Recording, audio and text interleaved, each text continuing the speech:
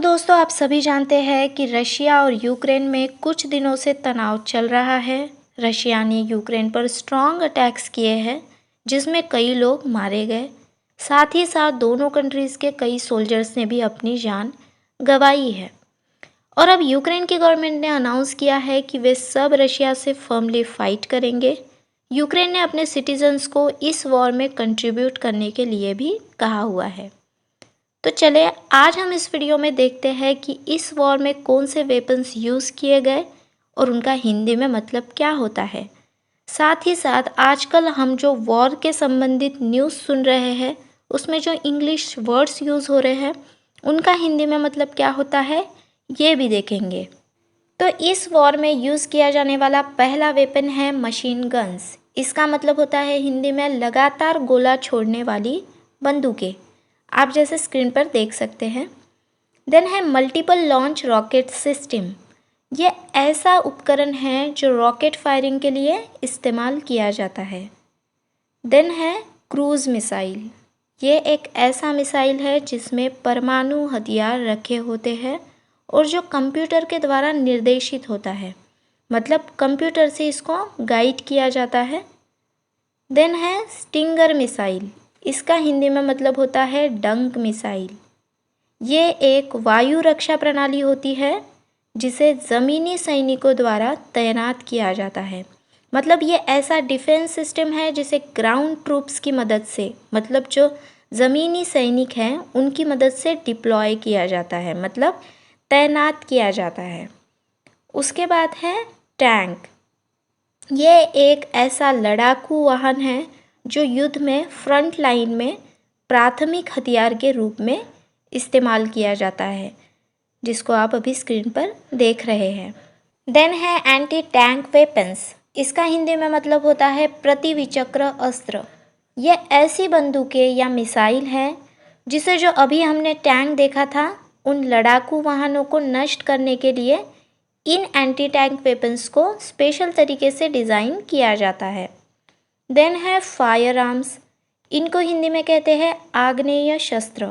ये ऐसी बंदूकें होती हैं जो सैनिक आसानी से अपने साथ ले जा सकते हैं, मतलब कैरी कर सकते हैं। उसके बाद है एक्सप्लोजिव वेपन्स, मतलब विस्फोटक हथियार।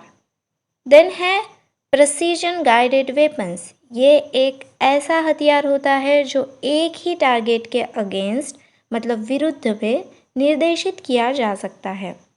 उसके बाद है T-72 टैंक। ये अभी हमने देखा था कि टैंक क्या होता है और ये इतना पावरफुल है कि रशियन आर्मी का इसे बैकबोन कहा जाता है। देन आता है Mi-8 हेलीकॉप्टर। यह हेलीकॉप्टर हवाई कमान के लिए यूज़ किया जाता है। साथ ही साथ सैनिकों को इसमें एक स्थान से दूसरे स्थान पर ले जाने का भी कार्य होता है। उसके बाद आता है Ka-52 हेलीकॉप्टर। ये ऐसा हेलीकॉप्टर है जो दुश्मनों के टैंक्स को, उनके फ्रंट लाइन में जो कुछ लड़ाकू वाहन हैं उनको तबाह करने के लिए और दुश्मनों के सैन्य को तबाह करने के लिए इस्तेमाल किया जाता है। और ये रशिया का ऑल वेदर हेलीकॉप्टर है। देन आता है थर्मोबैरिक वेपन्स। ये ऐसे विस्फोटक मिसाइल्स होते हैं जो विस्फोटक तापमान तैयार करने के लिए आसपास के ऑक्सीजन का इस्तेमाल करते हैं। तो ये सारे वेपन्स हैं जो इस वॉर में यूज़ किए गए हैं। अब हम देखेंगे ऐसे शब्द जो अभी हम न्यूज़ में सुन रहे हैं पर उनका हमें हिंदी में मतलब पता नहीं होता है। तो पहला वर्ड है हमारा इन्वेजन। इन्वेजन का हिंदी में मतलब होता है आक्रमण। नेक्स्ट वर्ड है इन्वेड।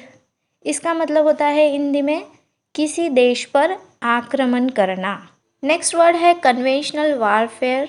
इसका हिंदी में मतलब होता है पारंपरिक युद्ध। कन्वेंशनल का हिंदी में मतलब होता है पारंपरिक और वारफेयर का मतलब होता है युद्ध। देन है मिलिट्री अलायंस।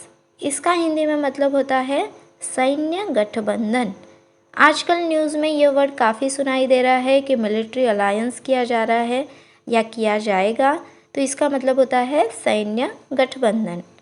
देन है स्पेशल मिलिट्री ऑपरेशन, मतलब विशेष सैन्य अभियान।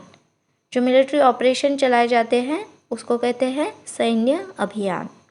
देन है न्यूक्लियर डिटेरेंट फोर्स। इसका हिंदी में मतलब होता है परमाणु निवारक बल, मतलब ऐसा बल जो परमाणु का निवारण करता हो। देन है रजीम। इसका मतलब होता है शासन। उसके बाद है कॉम्बैट। इसका मतलब होता है युद्ध। ये वर्ड काफ़ी सुनाई दे रहा है, कॉम्बैट। इसका मतलब होता है युद्ध। देन है न्यूक्लियर वेपन्स, मतलब परमाणु हथियार। जो न्यूक्लियर वेपन्स यूज़ किए जा रहे हैं उनका हिंदी में मतलब होता है परमाणु हथियार। देन है डिफेंस मिनिस्ट्री। इसका मतलब है रक्षा मंत्रालय। उसके बाद में है क्राइसिस। क्राइसिस ये वर्ड भी काफ़ी सुनाई दे रहा है। इसका मतलब होता है हिंदी में संकट। अभी दोनों देशों पर एक तरह से संकट आया है, ऐसे हम कह सकते हैं, तो इसका मतलब है क्राइसिस। देन है मिलिट्री एक्टिविटी। इसका हिंदी में मतलब होता है सैन्य गतिविधि। जो सैन्य में अभी गतिविधियाँ चल रही है उसे ही इंग्लिश में कहते हैं मिलिट्री एक्टिविटी।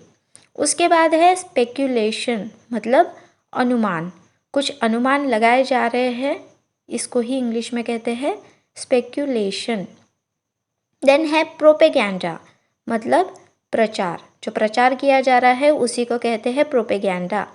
उसके बाद है इवैक्यूएशन, मतलब खाली करना। आपने सुना होगा कि इंडियन स्टूडेंट्स को कहा गया है इवैक्यूएट करने के लिए, मतलब खाली करने के लिए, जगह खाली करने के लिए इवैक्यूएशन के ऑर्डर्स दिए गए थे, है ना। ये भी वर्ड हमने काफ़ी सुना है। इसका मतलब होता है खाली करना, इवैक्यूएशन।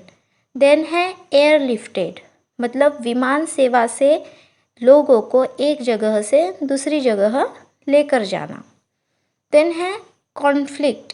इसका मतलब होता है हिंदी में टकराव या फिर विवाद। अभी दोनों देशों में कॉन्फ्लिक्ट्स ही चल रहे हैं, इसको कहते हैं टकराव या फिर विवाद। देन है डिस्ट्रक्शन। डिस्ट्रक्शन का हिंदी में मतलब होता है तबाही। इस वॉर से सभी तरफ डिस्ट्रक्शन हुआ है, हानि हुई है, तबाही हुई है, ठीक है। देन है अल्टीमेटम। इसका हिंदी में मतलब होता है अंतिम चेतावनी। अभी चेतावनियाँ भी दी जा रही है, उसको ही कहते हैं अल्टीमेटम। देन है सीज फायर। इसका हिंदी में मतलब होता है युद्ध विराम, मतलब युद्ध के बीच में जो विराम लिया जाता है उसको कहते हैं सीज फायर। उसके बाद है आर्म्ड फोर्सेस। इसका हिंदी में मतलब होता है सशस्त्र बल। आर्म्ड फोर्सेस को तैनात किया गया था, मतलब सशस्त्र बल। देन है ट्रूप्स। ट्रूप्स का हिंदी में मतलब होता है सैनिक। जो सोल्जर्स होते हैं उसको ही इंग्लिश में ट्रूप्स भी कहा जाता है। तो दोस्तों यही वो सारे वेपन्स थे जो रशिया और यूक्रेन के बीच होने वाले वॉर में इस्तेमाल किए गए। ऐसे ही इन्फॉर्मेटिव वीडियोस मैं अपने चैनल पर आपके लिए लाती रहती हूँ। So thank you guys for watching this. Please like, share and subscribe.